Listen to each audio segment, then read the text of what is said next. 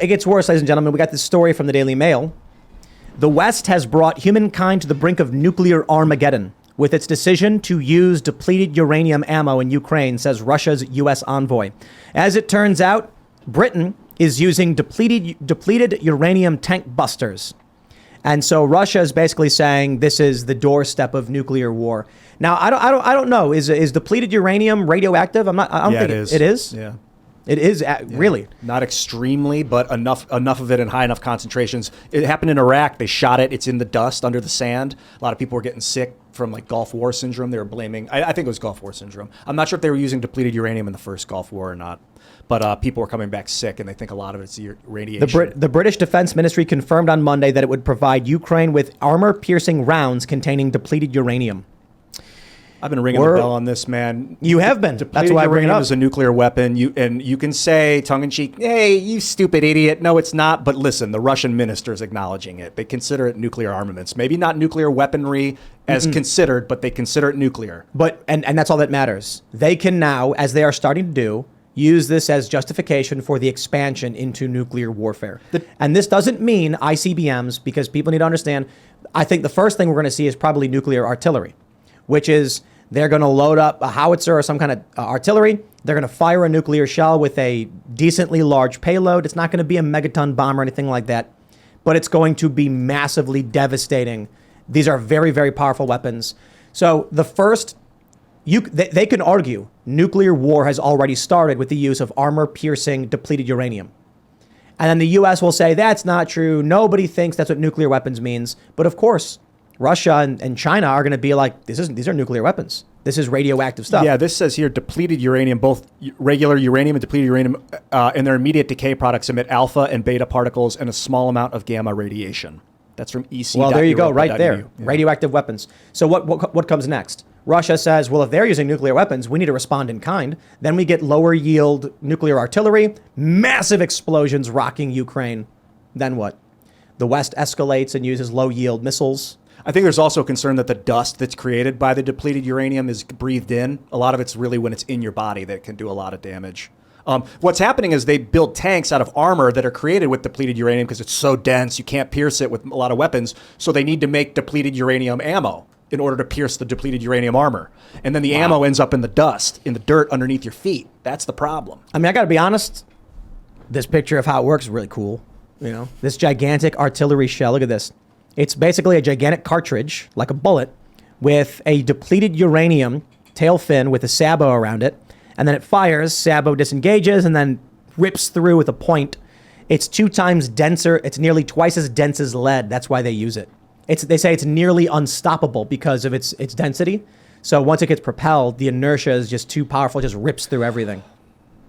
I mean, that sounds pretty badass, to be honest. It's just horrifying. Yeah, for a video game, I love it. Right. But for real life, it's not great. The reason they have like the Hague and the war crimes and things, because like if you annihilate a country with depleted uranium, you're making it unlivable, essentially. If the ground's peppered with depleted uranium, good luck growing crops and raising a family on top of that.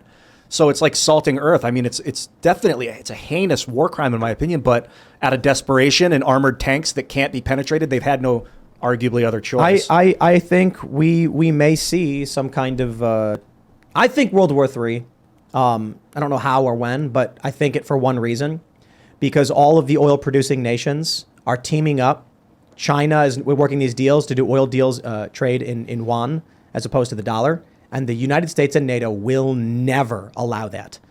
I don't know. What do you think, Matt? I kind of feel like military-industrial complex will be salivating at the thought of an opportunity to go to industrial-scale warfare or beyond. And the U.S. is going to be like, we're not going to let these countries do this. We will blow them up if we have to because we're not going to lose. Yeah, I think they would love to have another war, regardless of the consequences for people. But one of the most frustrating things about this is we're escalating while we're demilitarizing our ability to produce energy. And this, I actually have friends in Ukraine and in that whole area. My wife and I go speak to free market groups in all of these countries, and our point was, why aren't you guys producing energy? You're banning fracking, you're destroying your economies, and you're basically made yourself completely dependent on your enemy's sources of energy. And all of this green stuff, there's a Green Deal in Europe that has already been implemented. This is the most destabilizing policy that empowers really bad guys. And I happen to be a libertarian that I think Putin is a horrible guy. I think he is a criminal for invading Ukraine. But I also think that Ukraine is an incredibly corrupt country. And I think the United States has no business in this, because if you want to protect yourself from Russia, do something for yourself. Like, clean up your own country, allow for the production of energy. And if you can't produce your own energy, allow for robust markets that allow you to buy the energy you need and not wait for Russia to shut off the pipeline. This is not rocket science. They haven't done it. So Ukraine is banning fracking? No, Ukraine doesn't do that, but Europe, and particularly I see. Germany and the UK and places like that. Well, I think it's because, when I look at the internal conflict in the United States, I can only assume it is intentionally driven by our enemies. Like the woke left, I look at what they believe in, what they're fighting for, and how insane it is, and how destructive it is, and how it is a major component in the victories for China. And I'm like, I kind of feel like they're doing it on purpose, like with TikTok, things like that. They talk about the Russian disinfo campaigns and all that stuff, and I'm like, well, we know China's been hacking and attacking us with cyber warfare for a long time. I wouldn't be surprised if a large component of the culture war is intentionally driven. And they did talk about this with Russia. They said it wasn't necessarily intended to win an election. It was intended to sow division in the United States. I'm willing to bet China's doing that to a great degree. That's what TikTok is. Yeah. I watched a video earlier where this woman was like, I am a bird. I am a bird. I am trapped in a human body. And like, that's the kind of thing that TikTok promotes. So if you have people in this country who are of sound mind saying, we cannot allow China to do the things they're doing with the Uyghur Muslims, et cetera, and then you're on a committee with one other person who goes, but I'm actually a bird, so I'd like to move this here and talk about what we're going to do about bird rights. And you're going to be like, what? Undivided power with this guy? China, the Chinese Communist Party knows we cannot function politically if half of our political system thinks they're animals or weird things and doesn't make any sense. And that's where we're being bogged. We have weights strapped to our ankles. I don't see how we win this one.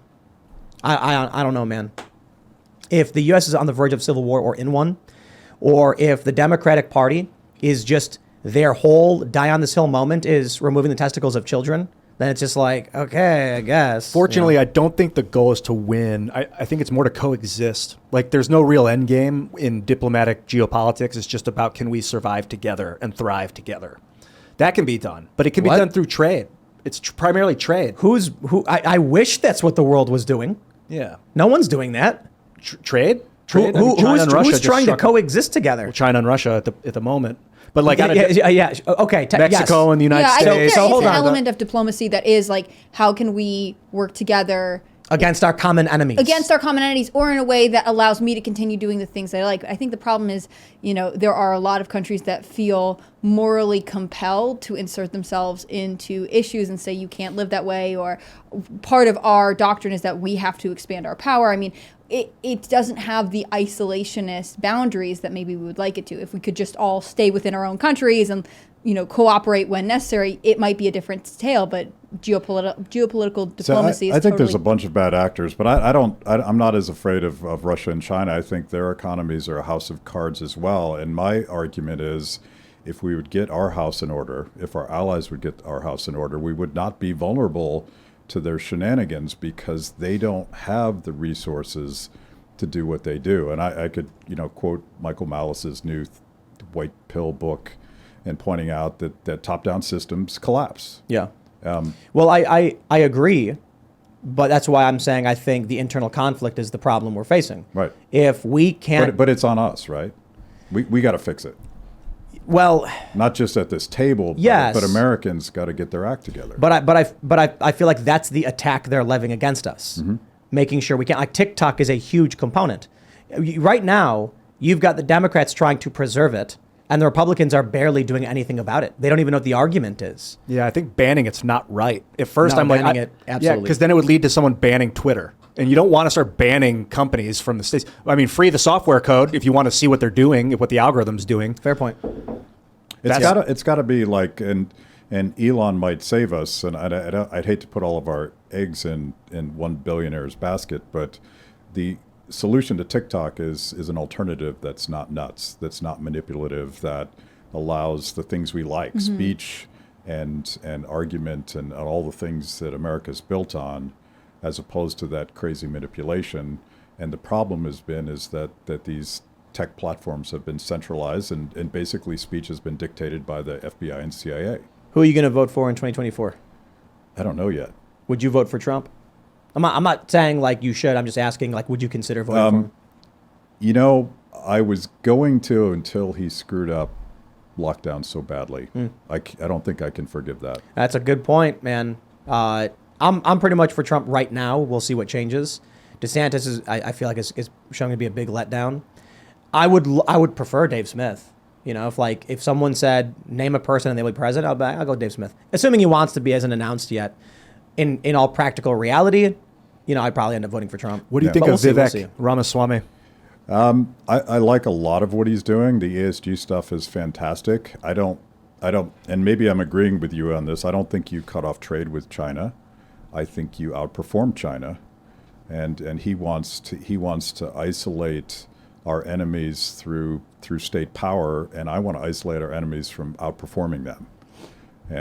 But I think he's quite interesting and quite provocative. In a lot of ways, he's probably doing what Dave wants to do, which is change the conversation. And this is a big debate within the Libertarian Party. Are we running to win? Or are we running to change the narrative so that we can actually talk about some of these things that the two parties never talk about? And I think both, but you got to build, right? So obviously, with the Libertarian Party, you got a lot of building's got to happen. There's a percentage threshold that's got to be met, which means you've got to be serious contenders. But in the meantime, the victories you get is changing the conversation. Yeah. So, you know, what do we got to do to get to a point where Dave Smith's on a debate stage with Biden and Trump? That would be tremendous. It would be fantastic. they're never going to let him on the stage. They keep changing the rules. If he gets closer, they're just going to say, you know what, you need 20% in the polls to be on the stage.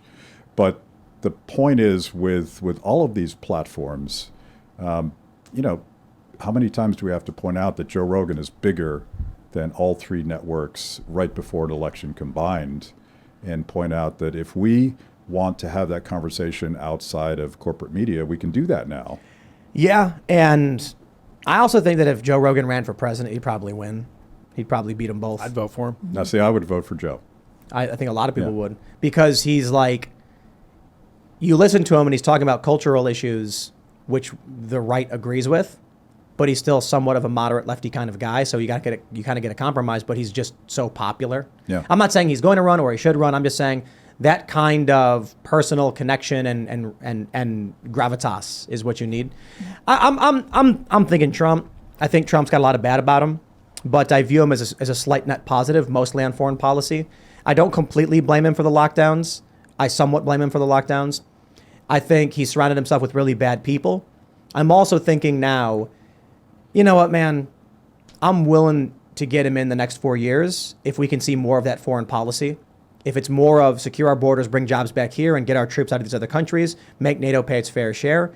All right, well, you know, then I'll take what we get domestically. But I think the economy will be good, and I think he'll do a better job. Well, here's the thing. Like, as you continue to dig into the sources of gain-of-function experiments and all that crazy mad science that Fauci and NIAID was doing, that's actually a biosecurity program.